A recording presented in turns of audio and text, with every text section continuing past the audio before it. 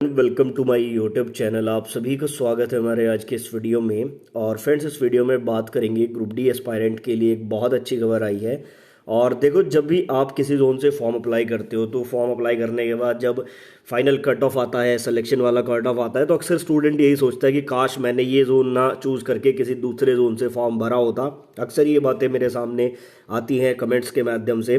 तो मैं आपको बता दूं, यहाँ पर RRC ECOR यानी कि ईस्ट कोस्ट रेलवे भुवनेश्वर की तरफ से बहुत बड़ा अपडेट आया है। अपडेट ये है कि ईस्ट कोस्ट रेलवे ने जो आपकी सेकेंड डीवी की लिस्ट जारी की थी, उनका सेकेंड डीवी मेडिकल करा के और बहुत जल्दी यानी कि 8 से 10 दिनों के अंदर ही उन्होंने यहाँ पे जो है पैनल जारी कर दिया है। तो अब ये देखने के बाद आपको भी शायद लगेगा कि काश मैंने भी भुवनेश्वर से फॉर्म भरा होता, क्योंकि बाकी जोन के कंपैरिजन में ये फॉर्म बहुत ही ये वाला जो जोन है ये बहुत अच्छे तरीके से काम कर रहा है। और सारी जो पैनल वगैरह हैं पूरे पारदर्शी तरीके से सामने आए हैं। कोई इसमें ऐसा पैनल में या फिर कोई गड़बड़ी कहीं पे देखने को नहीं मिली, जैसे रांची जोन में बहुत गड़बड़ी देखने को मिली सेंट्रल रेलवे में, तो ऐसा यहाँ पे कुछ भी देखने को नहीं मिला है। तो चलिए, क्या है पूरा अपडेट देख लेते हैं। पूरी कैलकुलेशन आपको बताऊंगा, अभी कितने पैनल यहाँ पे बाकी आ सकते हैं, कितने सीट पर यहाँ पे थर्ड डीवी कंडक्ट हो सकता है, पूरी जानकारी आपको इस वीडियो में मिलेगी।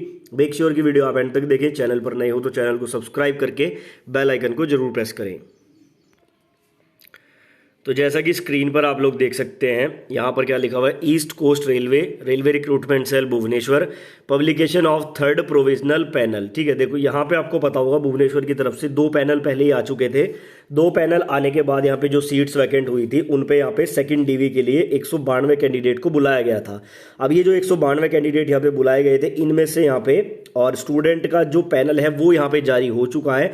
और आप ये बात जान के थोड़े हैरान होंगे कि लगभग 8 से 10 दिनों के अंदर ये सारा प्रोसेस इन्होंने कंप्लीट करा लिया है। ठीक है, एक बार इसको देख लेते हैं, फिर बात करेंगे कंप्लीट जो डाटा है उसके आधार पर। तो इस पार्ट पैनल में टोटल 161 कैंडिडेट को जो है बुलाया गया है, जिसमें UR के 12 हैं, SC के 30 हैं, ST के 11, OBC के 79 हैं, EWS के 20 हैं और PWBD के 9 कैंडिडेट है। ठीक है, बाकी यहाँ पर ये बेसिक इन्फॉर्मेशन दी गई है, हमारे काम की नहीं है। आगे आप लोग देख सकते हैं, लिस्ट यहाँ पे जारी हो चुकी है। कल की डेट आप देखिए 6/6/2023। PWBD की यहाँ पे टोटल 9 कैंडिडेट आपको देखने को मिलेंगे, जिनको assistant workshop, assistant works, TLAC, TRD ये सारी पोस्ट मिली हैं। ठीक है, आगे बात करते हैं list of candidates other than PWBD यानी कि नॉर्मल कैंडिडेट की यहाँ पे बात हो रही है, आप देख सकते हैं। और यहाँ पर ट्रैक मेंटेनर ग्रेड 4 थी, सभी लोगों को लगभग मिला है। देखो नीचे मैं लिस्ट को एक बार कर देता हूँ, तो 152 कैंडिडेट है यहाँ पर नॉर्मल, और सभी को ट्रैक मेंटेनर ग्रेड 4 मिला है। इसका रीज़न भी देखो, मैं आपको यहीं भी थोड़ा सा एक्सप्लेन कर देता हूँ।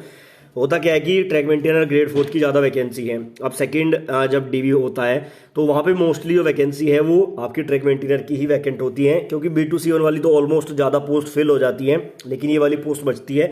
तो सेकंड डीवी, थर्ड डीवी में अगर आपका नाम आ रहा है तो बहुत ज़्यादा चांसेस है कि आपको ट्रैक मेंटेनर की ही पोस्ट मिलेगी। ठीक है, अब थोड़ा सा कंप्लीट डाटा की बात कर लेते हैं। सबसे पहले बात करें भुवनेश्वर में वैकेंसी कितनी है, तो 2555 टोटल यहाँ पे वैकेंसी थी। अगर बात करें डीवी के लिए कितने स्टूडेंट को बुलाया गया था, तो 2509 कैंडिडेट को यहाँ पे डीवी के लिए बुलाया गया था। उसके बाद यहाँ से 2 पैनल आ चुके थे पहले ही। पैनल जो 1 था उसमें आपके 2221 कैंडिडेट थे। उसके बाद जो पैनल 2 था उसमें आपके टोटल 86 कैंडिडेट थे। तो ये जोड़ के हो जाता है पूरा 2307। ठीक है, तो 2307 कैंडिडेट का पैनल यहाँ से पहले ही आ चुका था। अगर मैं यहाँ पे ये जितने डीवी में बुलाए गए थे उसमें से ये 2307 माइनस कर देता हूँ, तो मेरे पास यहाँ पे निकल के आएगा 202। यानी कि 2 पैनल आने के बाद यहाँ पे 202 सीट्स जो है वो वैकेंट बनी थी। अब उसके बाद यहाँ पे सेकंड डीवी आया 192 कैंडिडेट का, 192 कैंडिडेट का सेकंड डीवी आया था, और उसमें से ये टोटल 161 कैंडिडेट यहाँ पे पैनल में शामिल किए गए। तो 161 इसमें से माइनस करते हैं तो यहाँ पे बचता है 41। यानी कि बिल्कुल क्लियर अभी यहाँ पे 41 जो सीट्स है वो वैकेंट है।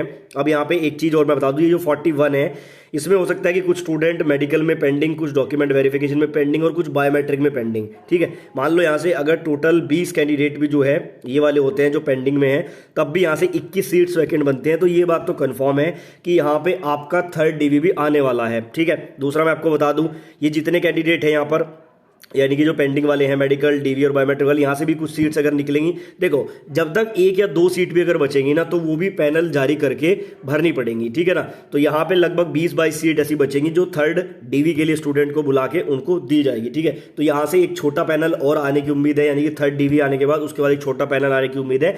बाकी यहाँ पे भर्ती प्रक्रिया मुझे लगता है कि सभी जोन के कंपेरिजन में सबसे पहले कंप्लीट हो जाएगी, क्योंकि जिस तरीके से ये लोग काम कर रहे हैं भुवनेश्वर वाले, ऐसा कोई भी जोन काम नहीं कर रहा है। और इतना जल्दी जल्दी किसी भी जोन में चीज़ें देखने को नहीं मिली है। ठीक है, तो ये एक बड़ा अपडेट था। बाकी आपके इस बारे में कोई राय सुझाव है तो कमेंट बॉक्स में आप पूछ सकते हैं।